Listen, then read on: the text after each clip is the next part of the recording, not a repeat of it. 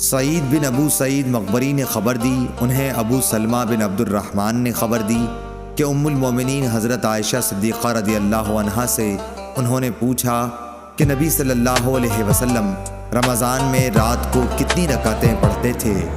آپ نے جواب دیا کہ رسول اللہ صلی اللہ علیہ وسلم رات میں 11 رکعتوں سے زیادہ نہیں پڑھتے تھے، خواہ رمضان کا مہینہ ہوتا کہ یا کوئی اور۔